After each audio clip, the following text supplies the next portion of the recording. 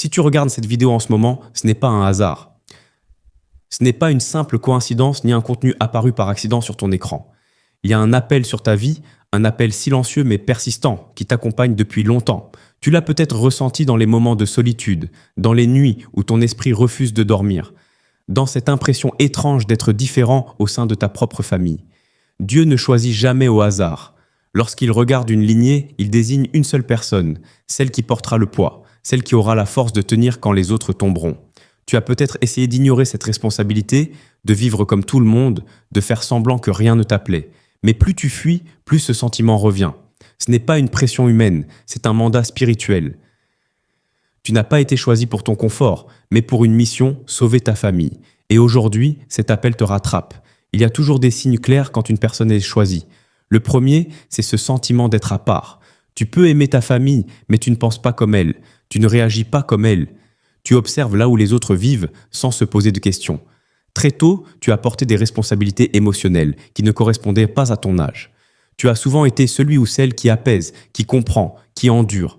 Même quand personne ne te le demande, tu ressens le besoin de protéger, de réparer, de prier en silence. Ce n'est pas parce que tu es plus fort humainement, mais parce que spirituellement, tu as été préparé. Tu es aussi celui qui souffre le plus intérieurement parce que tu vois ce que les autres refusent de voir. Les conflits familiaux t'atteignent profondément, comme si tu en portais la racine.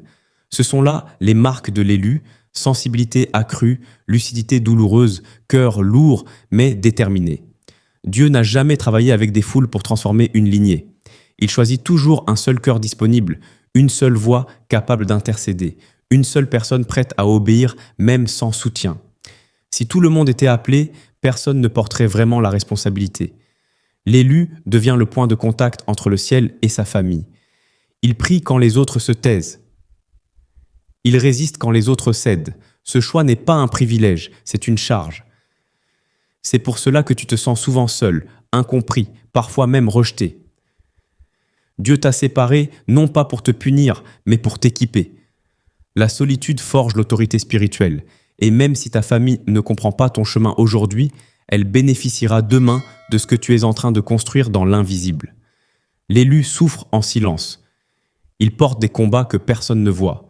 Tu as peut-être traversé des épreuves répétées, des échecs incompréhensibles, des blocages qui semblent injustes. Ce n'est pas parce que tu es abandonné, mais parce que tu es attaqué. Quand une personne porte la destinée d'une famille entière, elle devient une cible. Tu peux être mal compris, accusé à tort, minimisé. On peut te faire sentir que tu n'es jamais assez alors que tu donnes déjà tout. Cette douleur te façonne.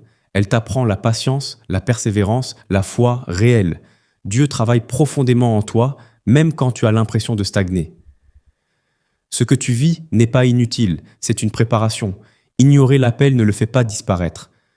Au contraire, il se manifeste par un vide intérieur, une frustration constante, un sentiment de ne jamais être à sa place.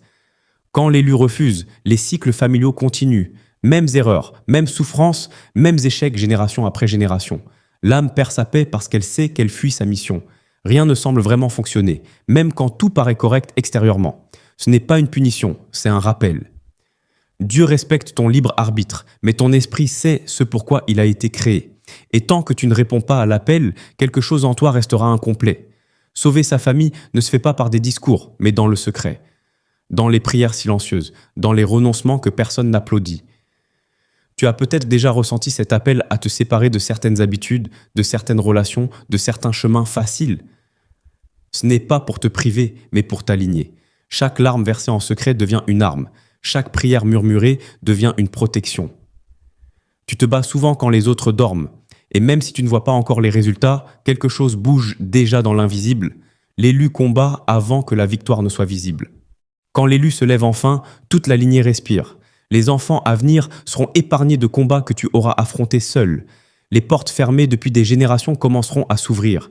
Les schémas de souffrance perdront leur pouvoir. Ta décision aujourd'hui devient la liberté de demain pour toute ta famille. Même ceux qui ne croient pas encore bénéficieront de ton obéissance. Tu es le point de rupture entre l'ancien et le nouveau. Ce que tu acceptes maintenant changera des vies que tu ne verras peut-être jamais, mais dont tu es l'origine. Si ce message résonne en toi, ce n'est pas pour te faire peur, mais pour te réveiller. Tu as été choisi, pas parce que tu es parfait, mais parce que tu es disposé. Dieu ne cherche pas des personnes sans faille, il cherche des cœurs prêts. N'ignore plus cet appel. Ta famille a besoin de ton obéissance. Si ce message t'a touché, abonne-toi, car d'autres paroles viendront t'équiper pour accomplir pleinement ce pourquoi tu as été appelé.